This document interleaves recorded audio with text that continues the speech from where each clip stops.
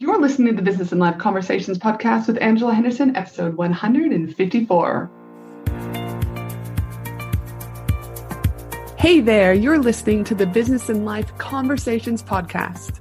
My name is Angela Henderson, and on this show, we talk about improving your business, life, or both by having amazing and rich conversations with brilliant guests who will inspire you and who will give you tips and tricks to help you grow both in life and in business. Well, hey there, amazing human, and welcome back to another awesome episode of the Business and Life Conversations podcast. I'm your host, Ange, from Angela Henderson Consulting, where I'm an international award-winning business consultant and coach who's helped thousands of amazing women business owners to get all the pieces in place to have consistent 4- and 5-figure months, and then on to 6- and 7+ figure years without burning out in the process. Today, I want to have an honest chat about introverts. Break down some myths, because I feel that introvertism, yes, that is a word, is often misunderstood, especially when it comes to running a business, a successful business. Let's start with the simple misconception that only extroverts are successful business owners. I call bullshit, people. Some of the most successful and famous business owners, both males and women, are, wait for it, introverts. For example, we've got Audrey Hepburn, we've got J.K. Rowling, we've got Christina Aguilera, and some of the amazing male entrepreneurs such as Bill Gates, Mark Zuckerberg, and Elon Musk. I mean, seriously, these people have killed it, and they've all been introverts. As an introvert, there are many, many advantages. But are you playing to those advantages? I don't know. And that's why I brought on the amazing Jess Williams today to talk about this on the podcast. Today, we're going to dive deep about how introverts are underestimated. We're going to talk about some myths about introverts in business. We're not equally going to talk about the benefits of being an introvert. And also, Jess is going to share with us some of her top tips for introverts to succeed in business. But before we get into this episode, I want to let you know that this podcast episode is sponsored by Australia's leading 4-day, 3-night Women in Business retreat, an exclusive Women in Business retreat that I run every year. The retreat is where we focus on women having the chance to connect, refocus, learn, and grow in order to grow both in business and life. This amazing event, with only 7 tickets left at time of recording, is getting ran through November 4th through the 7th at the Gold Coast. And as I said, is an exclusive event. Only 50 tickets are available, and only 7 tickets remain. I've got a good friend of mine, Denise Duffield-Thomas, is opening keynote. We've got Cherie from Digital Picnic and so many other top speakers. So if you want to surround yourself with amazing humans that are going to lift you up at the conference and also post-conference, if you want some daily masterminds, if you want to have fun, and if you want to eat your meals uninterrupted and sleep uninterrupted, then this is the retreat for you. To learn more about this amazing event and to purchase one of the last 7 tickets remaining, head to angelahenderson.com.au, click on my service button, and the retreat will be there waiting for you to secure that ticket. Now, let's get into today's amazing episode talking all about introvertism. And yes, that is a word. Welcome to the show, Jess. Thanks so much, Angela. I'm super excited to chat. Dude, I'm super excited to have you here today, too. It's always fun to bring other amazing humans, especially those Aussies in our country, together. So super excited to have you here today talking about how introverts can thrive as women in business. And to think, over on Clubhouse, we initially met on Clubhouse, 2 business coaches working with women in amazing ways, being able to connect over on a platform. Now, I know we were just talking before we hit record that neither of us are really actively on Clubhouse anymore, but Clubhouse did serve its purpose. It brought me together with you. It brought me together with my favorite author, Bob Burke. It was a good little platform for a while. But as we also talked about, that fear of missing out, right? And being on the platforms and being seen and just that importance of, you and I both felt there wasn't a lot of connection over on Clubhouse. Really, it was a bit tokenistic, right? Yeah, absolutely. It was awesome to connect a little bit with you. I'd seen you popping up on my Facebook and a few different places, but we got to really connect and get to know each other a little bit more. But I think for now, we're going to focus on our own platforms. Exactly. And that's what so often I think people, no one can say that you don't ever have the fear of missing out, right? I think we all have that to some degree. But then really honing in on and understanding what is our zone of genius, where are our people, and how do we show up on those platforms and build our own real estate versus building it on other people's land. Now, also, though, as an introvert, right, and we're going to talk about this in a minute, is something like Clubhouse can still be a good platform for introverts, right? Because you don't have to show up right? As in like live speaking, you can kind of check in and check out. And so I want to bring that back up later. We'll loop back around to that because I think it's important when we also talk about social media platforms and how they can help us and or hinder us as an introvert later on. But before we hop into the amazing topic about how introverts can thrive as women in business, I always like to start the podcast off by asking a fun question so that the audience gets to know my guests a little bit better. So my fun question to you is I know just from, hanging out in your field for a little while and observing you and then looking through your Instagram as I was preparing for this is you have a love for the beach and water. So my question to you is what is your all-time favorite beach or water hideout in the world? Oh, Hawaii is probably my absolute favorite place. It's got the mountains, it's got the water, and I don't know what it is, but when I've been to Hawaii 4 times now, which sounds a little bit crazy being all the way from Perth, it's definitely near Hawaii. But every time you step off the plane, I said to my partner last time, doesn't the colors here just look different? Like the sky is more blue and the water looks like Gatorade. It's just amazing. It feels like you're in a fantasy movie. So Hawaii is my number one place, and I can't wait to get back there when we are eventually allowed to. Because Hawaii is beautiful, and there is something magical. I've been to Hawaii a few times myself that it is different to Australia. Yes, I do believe we've got some amazing beaches over here, but I just feel the greenery that is represented in Hawaii, just the lushness and its tropics. And as you said, when you walk off in Hawaii, you're hit with this warmth, right, from the what is it? It's not condensation, humidity, right? It's like you feel like you just transform from where you were to where you're at. And it almost puts you into this, like you're on tourist vibe mode because you breathe it in, you go, yep, I'm here. And you already start holiday feeling. So no, I do love Hawaii. Again, it's not too far from Australia, but dear COVID, please start opening up the, do you know what I mean, international travel. Thank you very much, everyone, I would say. So yes. Now that we know a little bit about your love of water, that you're dying to also equally get back to Hawaii, maybe we should run our next retreat in Hawaii. That would be fun. We could team up over there. Right. That would be awesome.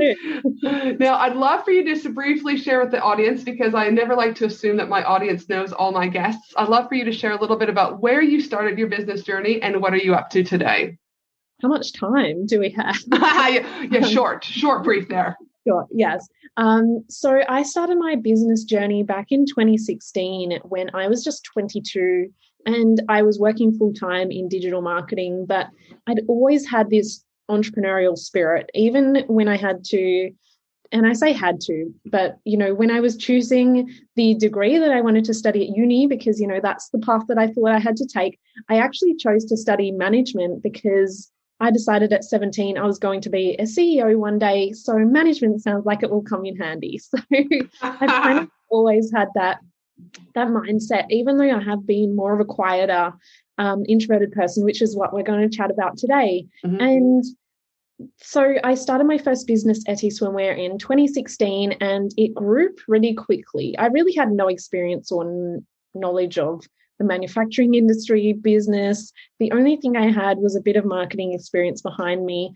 But within 1 week of launching, I was actually invited to New York Fashion Week, and that just skyrocketed the international opportunities that I had. So I grew and scaled that brand, and I still do own the brand as well, but I've grown it to a point where it almost runs itself and I'm not needed in the day-to-day activity, so that now I can really focus on my coaching, which is where I'm really passionate about, helping young female entrepreneurs, because at the time I was 22.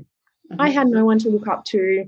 I pretty much figured it all out myself, and I didn't really discover coaches until about 3 years into my journey. So I'd had a lot of trial and error, a lot of failures, but I picked myself up pretty quickly and kept going.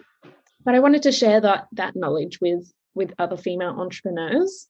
And after that, I also started a business called Somewhere Elsewhere, which is where I would take influencers from all over the world on trips, basically. So fueling my love of the beach, we got to go to Fiji, the Whitsundays, Bali a few times, and we would just create content and promote brands as more of an agency model. And then I've had other sort of side hustles of my side hustle, I guess. So I've dabbled in a bit of photography. I had an event space here in Perth, and then COVID hit. Luckily, I could exit that one. But there's been a lot of different things, and I don't think this is probably the last stop on my train, but I do feel like the coaching and really helping other young females on their journey is really where I've found that I fit best. And I sort of went through all of the other things to get here. Dude, I love it. And I definitely think that there's a need for that mentorship, that coaching, because especially if you're just right out of uni, what you learn at uni is so different to that hands-on practical experience of being able to run a business. You can take some of those skills, but not all of those skills apply accordingly, right? So to be honest, I have never used one thing that I learned in uni. I mean, I learned how to drink and party and a lot of spare time. But to be honest, it's all theory-based. There was not one element of social media, digital marketing whatsoever. And it blows my mind. And the uni actually invited me back to teach a lesson on digital marketing. And the head professor of digital marketing did not realize that YouTube is part of Google AdWords. And he was like, no, why are you talking about Google? I'm asking you about YouTube. And I said, it is Google. So oh my goodness. It just blew my mind that this is what the kids are getting taught at uni, paying $30,000+. And, what are they really getting at the end of it? A piece of paper. And debt, right? And that's what I was having a conversation with my son the other day about. He goes, Mom, do I have to go to uni? I said, you don't have to do anything, buddy. I said, we need to find something that's going to light you up.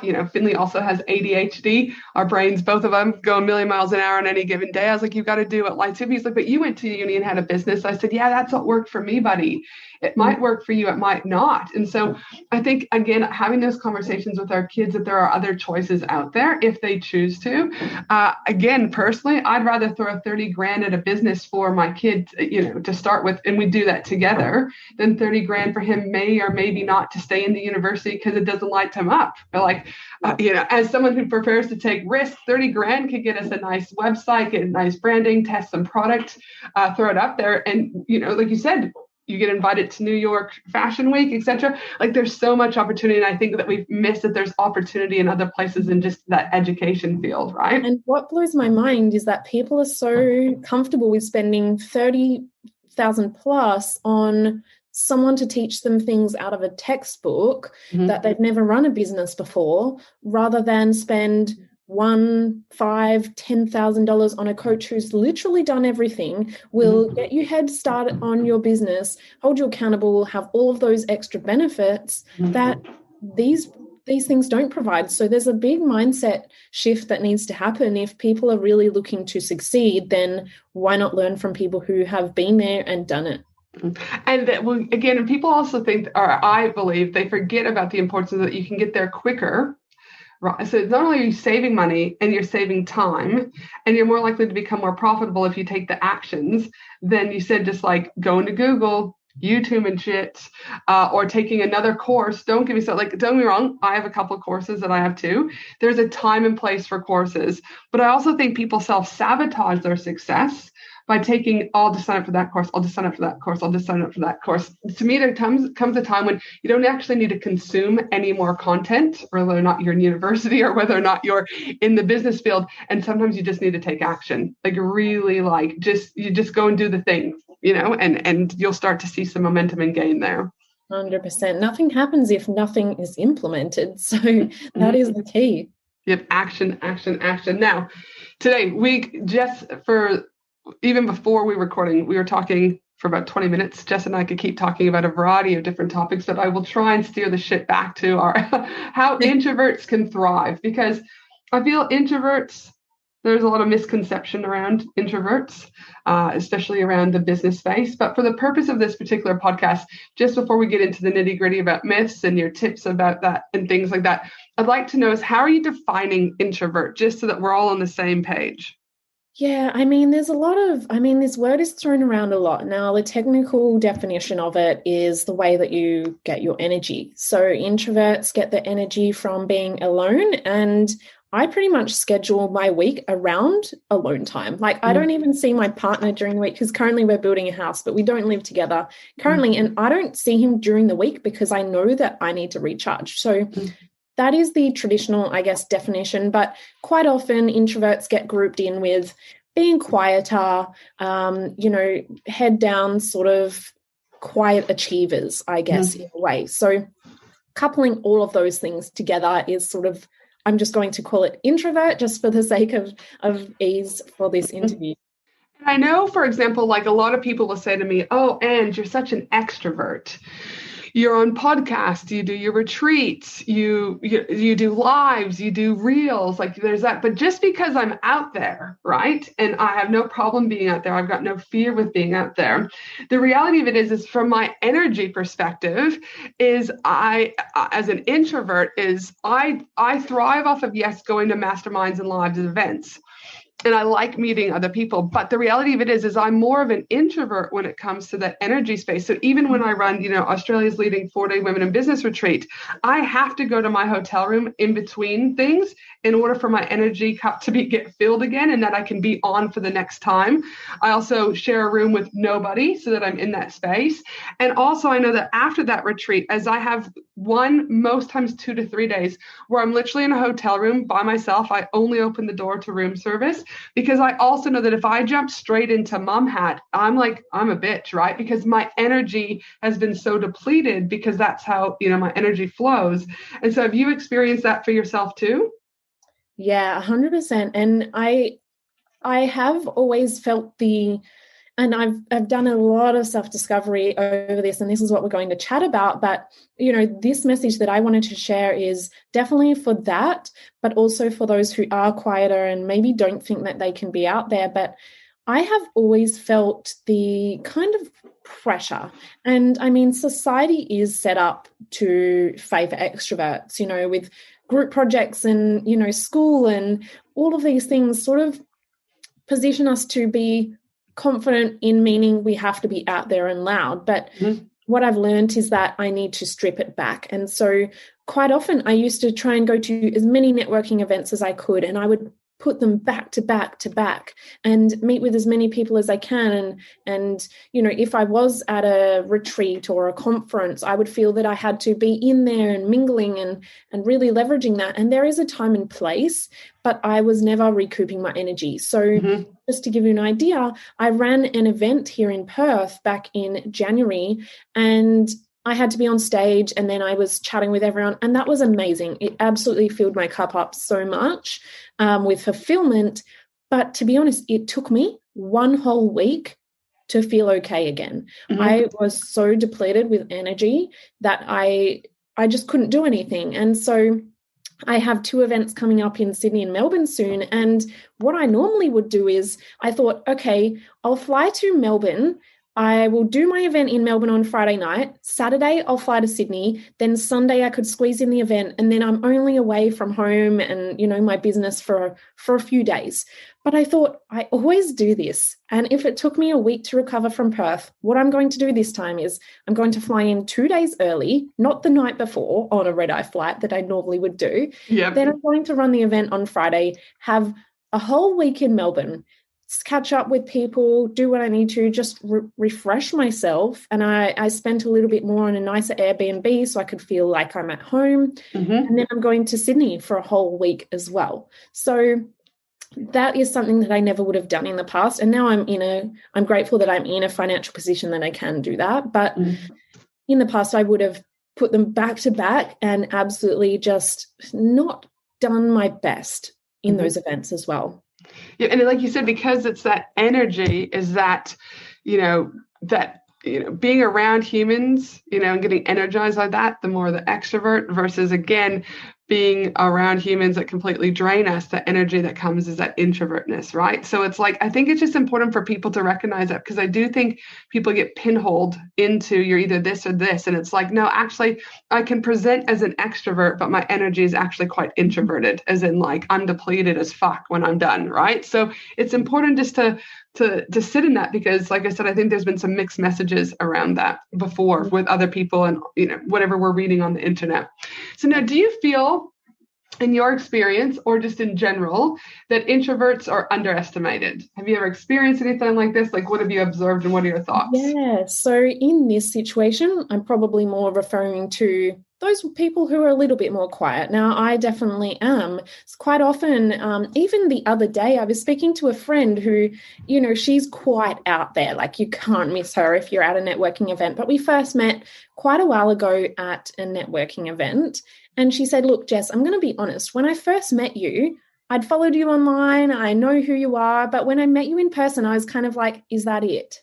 And I was like, this is a common response that I've had throughout my whole life. People are kind of like, oh, Jess is so quiet. Even when I was at uni, one of my friends who became quite a good friend, we're not friends anymore, but she said that her parents actually said to her, look, I think Jess is just too quiet for you. She's probably just going to be too boring and you'll get sick of her. And so these are the responses that I've had to my quieter demeanor my whole life. Mm-hmm. Even when I finished uni, I was probably, if we could measure it, I was probably the only student that graduated that year that had 5 internships, like 30 courses that I went and did online in addition to my thing. I probably was the most qualified graduate they'd ever seen.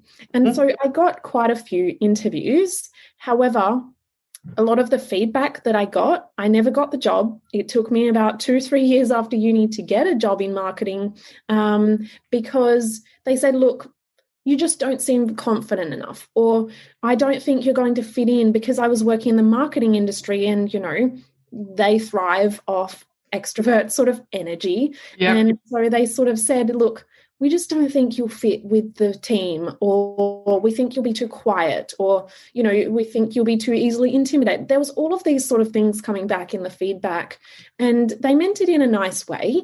But what that just said to me was that being quiet is not okay. So how can I be more loud? And for me and many other people who fit in that more quieter, introverted, category, is that we feel like we feel like confidence equals being loud or being out there. And I want to share with everyone, it is not the case. And for so long, I was trying to figure out, how can I be more loud? Okay, I haven't said anything for a while. I better say something so people remember I'm here. Or these kind of thoughts went through my head, not consciously though. At the time, these weren't conscious thoughts. This was just sort of the general feeling I was having. But through building my own business, and you'll agree with me on this, is that it is the best self-development that you'll ever have, is starting your own business and going through that process, especially if you are working with coaches, doing the mindset work and all of that. And so it wasn't until probably the last 1 to 2 years that I really sat into leveraging my introvert energy and being that quieter person, because I have important stuff to say. I have a shitload of things I want to say. And for so long, I was petrified of public speaking. I would avoid it any chance I got. If I had to do it at university, my whole body would shut down. My brain did not work. My body went red. I would shake. Like, my whole body took over. And so people wouldn't believe that I'm getting up, and when I come to Sydney in a couple of months, I'm speaking at a conference with 2,000 people, at the online retailer conference, and people still say to me, wow, Jess, you're so confident. How do you do it? The thing is, it took time. I didn't just wake up one day and say, I'm going to be confident. And now that still doesn't mean I'm going to jump up on stage and woo and hype up everyone, but I'm going to get my message across in the best way that I know how. And again, what works for some won't work for others. That's what, we've had this conversation. We're both business coaches, but the way you coach people, people will need you in their world, right? The way that I coach people, people will need me in their world. And that's why, I think the beauty about being able to people to understand is that we don't all have to be like that high energy and out there and screaming and rah and freaking party streamers all the time, right? Like, we can still do amazing fucking things. We can still be speakers. We can still do this without all of that. Now, if you choose to do that, that's all right. But for those introverts, just know that you can find your own path. You can find your own way without doing what everyone else is doing, and still be a great leader, still be an amazing woman in business, and still be an amazing mother and just an amazing general human, right? But again, that's why I'm super passionate that we're having this conversation today, because I want all women to feel empowered with whatever they have that's presented in front of them. Absolutely. And I don't want anyone to take this as a way that I'm saying being that woo hype girl and being super loud is a bad thing, because that is amazing if that is truly who you are. 100%. I just want to share this different message, because I think for so long, and there's an amazing book called Quiet by Susan Cain, and she dives into a lot of the studies around this. Since about the period of the industrial era, we are told that we need to be loud in order to make sales, to be that sales guy, to be on TV, to do these things. And so it's a whole deep conditioning over many, many years that our society is sort of saying, well, to be a leader, to be heard, to do these things, you have to be loud. But I want to share the fact that, hey, I have gotten here, but this is really who I am at my core. And that's because I've built up confidence over time. And confidence does not mean I have to be the loudest one in the room. I will still sit back at networking things and I will observe the room. And that is sort of, I guess, a benefit or a strength of being an introvert, is that we are quite deep listeners. We sit back and observe rather than just enter in whatever it is. So we're able to sort of scope out the room a little bit more and just really notice things that maybe others might not. And you've touched a little bit on, but are you able to go a little bit deeper about some of the top myths around introverts in business that you've seen? Yeah, so in terms of myths, I guess, one thing that I heard quite a bit when I was hanging out on Clubhouse, for some reason, people kept popping up and saying, oh, thanks for the tips, but I'm an introvert, so I can't show up online. Or, but I'm an introvert, so I can't sell what I'm trying to sell. Or I'm an introvert, so I can't network and meet these people. But that's just your own limiting belief. And, where did you develop that story is what I'd love people to think about, because I am an introvert and I've done all of those things. I have flown to Sydney and Melbourne because, to be honest, there's not too many, big people in Perth or the fashion industry when I was sort of focusing more on my swimwear in Perth. So I would fly to Sydney and Melbourne and just send people messages and catch up for coffee dates. And I would meet with the most incredible people that I now get to call friends, and they've helped me along my journey and we've sort of helped each other out. But I'm an introvert. It doesn't mean that I can't go over there, put myself out there and try and meet with people. But what I've figured out is that me meeting one-on-one is so much stronger for the other person and for me to gain more from that relationship, because then we can really deeply connect. If I'm in a big group of, let's say, 5 people, I probably wouldn't say too much because I'm more listening. Whereas in a one-to-one sort of situation, I'm able to get to know them more, they're able to get me more, and that's just where I find that I thrive. So a lot of these myths, or I guess excuses in a way, don't necessarily have to be the case. And that's the same with me getting up on stage and speaking to hundreds or thousands of people, is it just takes practice. And the very first speaking opportunity that I did for my business, I spent 3 weeks preparing, memorizing for a 5-minute presentation. 5 minutes. And when I got up there and started speaking, my body took over again. I forgot what I was going to say. And I even accidentally threw the clicker on the floor and broke the clicker because I was so nervous. My arms were going around. And then everyone after me didn't have a clicker to use for their presentation. So it didn't go great, but that was one step closer, right? I'd overcome that.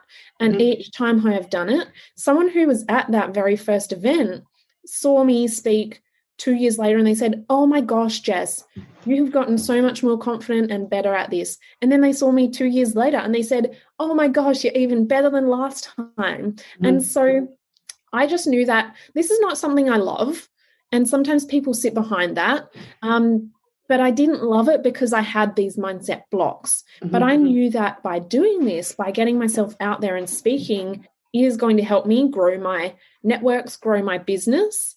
And I knew that that was something that I had to do. So don't hide behind the fact that you don't like something because it's hard.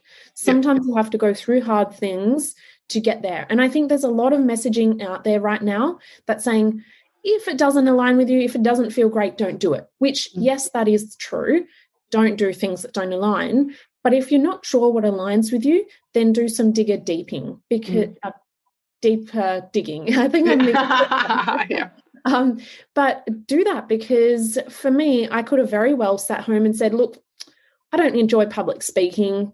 I'm just not going to ever give it a go. And I wouldn't be here speaking to you right now, because I would have said, hell no, I'm not coming on a podcast. I can't public speak. It's not something that I do.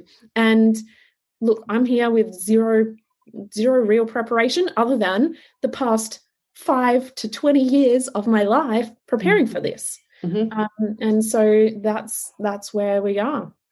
And I think you made a really good point there about, like, just because you're an introvert doesn't mean that it coincides with you're not going to be a speaker, right? Like you said, there's some mindset shit that needs to be unblocked there, right? Like you can't say, oh, if I can't do this, I'm an introvert, can't do this, I'm an introvert, can't do this, I'm an introvert.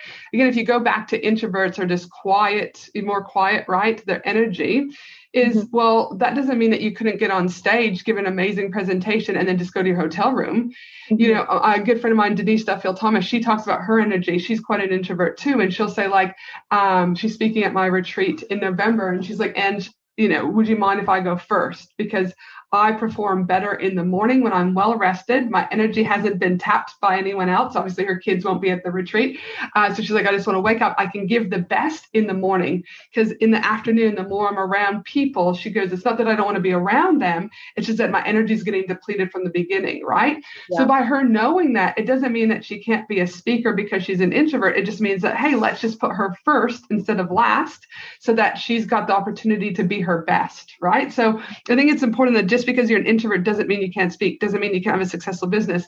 There's more to it than that. And that's, like, again, I agree with you, as I would encourage you to look at what's happening into your internal world, where those stories and beliefs or where they're coming from, are acknowledged in them, because until you deal with that, you're going to struggle with business collectively, regardless if you're an introvert or not.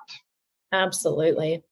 Now, what are some of the benefits? Again, you've touched a little bit about being able to sit in the back of rooms and observe and absorb, but what are some of the other benefits you found of being an introvert in business? Yeah, so for me, it's been really awesome for me discovering this and just getting really, really clear. So I always have known that this is the way I operate. But for me, being an introvert, you touched on the energy side of it, but also the fact that we can listen more deeply. We're not there to just talk, we're there to quite listen. And so I've utilized this through my coaching. I'm able to really, truly listen to what my clients are wanting to do and gain, rather than me just jumping in and saying, I have all the answers. I'm there to actually listen and then help them formulate the best path forward. And so I've been able to really tap into that deep listening to not only form greater connections with people, but help my clients succeed as well. So I've really leveraged that to my best ability.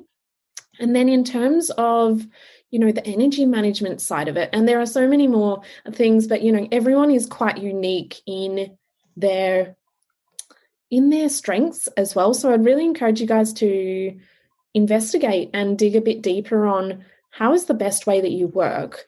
But for me, with the energy side of it, I had a coach once, and he said, look, you're working from home, you would be more productive in an office, you need to get an office. And so I got an office, and I had, my team members come in there sometimes.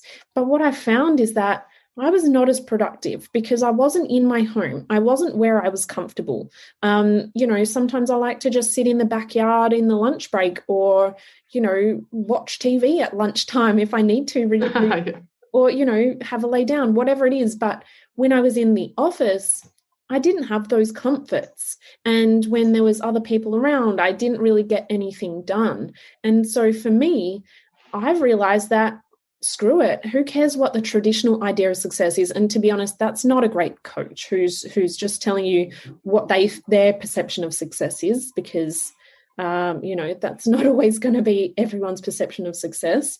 Mm-hmm. But I entered into that, and I learned pretty quickly, I hate commuting. I don't like leaving home. Some people say to me, Jess, don't you go crazy sitting at home all day? To be honest, what day is it? It's Friday, and I haven't left home since Monday. Mm-hmm. I have not left. I've been outside, but I haven't left. I haven't driven anywhere. So I save a lot on fuel, but I haven't left. I can still connect with people online and through social media, but I love it. I wouldn't go anywhere if I didn't have to. Whereas other people go crazy if they don't have that human interaction and more of the extrovert energy. But for me, that's something that I've found is really actually my idea of success, is having that comfortable home situation where I can create a thriving and massive business, but you don't have to subscribe to the traditional idea of success either. And it is so important. Again, even with me, with my own business coaching, it's one of those things that I'm always like, listen, this is something that we can explore. Let's see what it works for you. Let's see how it feels for you. Let's see what, do it. Co-working spaces are not for everyone. Working, again, in an office environment, man, it sucks ass sometimes, right? You're dealing with the noise and the sounds and people leaving their shit everywhere, right? Like, I'm like, it actually can stress me more out than be more helpful. But also just being able to pick and choose when I don't mind co-working, but I'm very specific about where I go, when I go, who I'm hanging out with.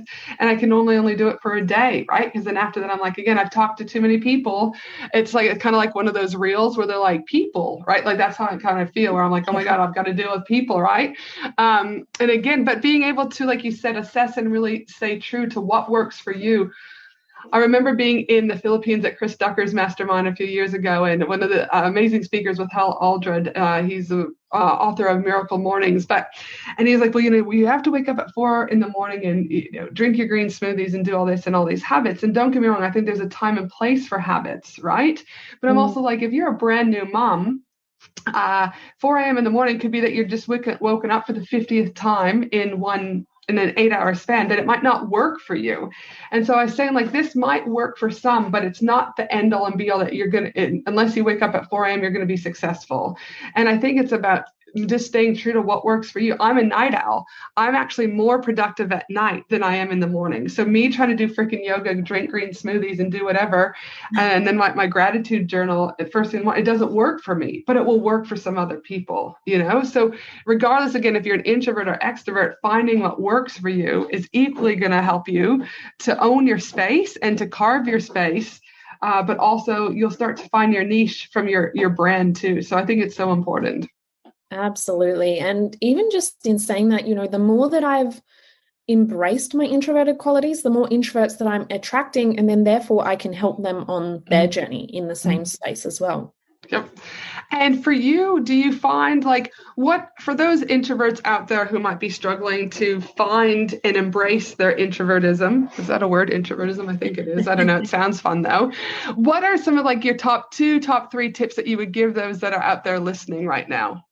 Well, my biggest tip is just get out there. And I don't mean get out there and deplete your energy, but get out there and get out of your comfort zone, because being an introvert doesn't mean that you can just sit in your comfort zone. You've got to do things that are scary and put yourself out there and meet new people and do that, but do it with consciousness, do it with purpose, because if you go to a networking event, say for an example, choose, maybe even if you know who's going, then choose 2 key people that you really want to connect with that day. Otherwise, just put the intention out there that, I would really love to meet someone in marketing. So let me just sort of scan the room and just sort of beeline it for that person and try and connect with them on a deeper level. So there are definitely things that you can do, but I think getting out of your comfort zone is definitely key, and don't use being an introvert as an excuse. Yep, I love it, because again, we have choices every single day about what we want to do, who we want to be, and how we're going to show up. Being an introvert does not mean that it's an excuse to not be successful, right? Again, work on that stuff and get through it. Now, my last question to you is, for those listeners who are wanting to connect, what is the best way for them to connect with you? How can they access you? Can you tell us a little bit more about that? Absolutely. So the best way to connect is probably through my Instagram. It's just jess.williamson8. And my DMs are always open. I am one of those people who will reply to every DM as long as it's not a bot. No replying to those. But I am always open and I love conversations. So even feel free to reach out and send me a DM and let me know if you've listened to this episode. Now, I also know before we were hit recording, we were talking about this amazing resource that you have for individuals. And I think for those individuals who really need to kind of dig deeper at their mindset, would you like to share that resource with everyone also? Absolutely. So I have a free workbook to help you work through those limiting beliefs. And so I think this is great for anyone, not just introverts, but it will help you to sort of identify some of those thoughts that might be holding you back. So my free resource, you can get it through the link in my bio on Instagram or via my website. And I have a free resources tab there. And my website is just jessicawilliamson.com.au. Fantastic. And we'll make sure to include those in the show notes. Now, my final question before we wrap up this amazing episode about all introvertism is, what do you know now that you wish you knew when you first started out in business?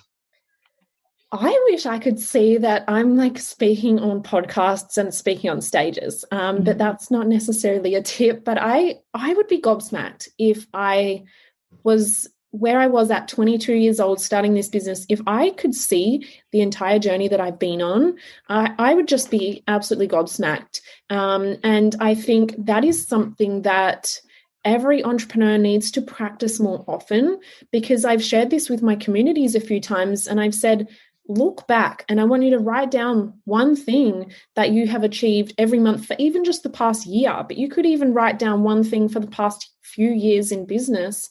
And it shifts the mindset completely, because we are always focused on what is ahead, which means we're focusing on the things that we haven't yet achieved. But if we can look back, it reinforces that in our minds, that then helps us to gain that momentum and motivation to catapult us forward. So I think even just talking about this now, I'm getting those feelings, because I probably haven't reflected on even what I've achieved in the past year enough myself. So I think that should be a reminder for everyone to do it as regularly as possible. I do love that. And reflection is, again, something, because we're always looking for the next thing, right? Or it's like, especially when we're in, I believe in kind of beginner stages, it's like kind of like, where's the next sale? What's the next thing, right?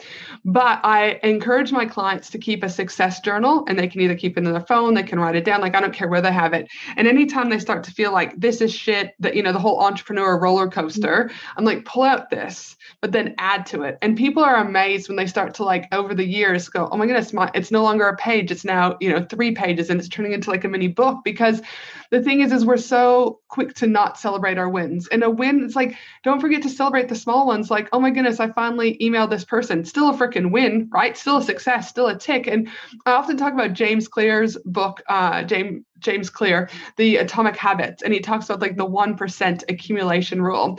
And even if you're doing 1% of something today, that's going to accumulate tomorrow in the knock-on effect. And same with our successes. If you can just accumulate those successes and review on them, I think it just adds so much gratitude to our world, but also that feeling of like, fuck yeah, I'm actually going so much further than what I thought I was. Yeah. 100%. That's awesome. Now, listen, this has been epic talking. Like I said, we could probably talk for hours about a variety of conversations, but thank you so much for being able to share your experience as an introvert, a successful introvert in business, and how others cannot use that as an excuse, but really embrace the introvertism to their overall benefit in succeeding in business. So I really appreciate you taking the time to be here today, Jess. For the rest of you, my team and I will be putting together the show notes for this episode at angelahenderson.com.au, and we'll be sure to include all those links that you can access Jess for whatever way works best for you. And for the rest of you, have a fabulous day, no matter where you are in the world. And I look forward to you joining me again next week for another awesome episode of the Business and Life Conversations podcast. Thanks again, Jess. Thank you so much. Thanks for listening to the Business and Life Conversations podcast with Angela Henderson. www.angelahenderson.com.au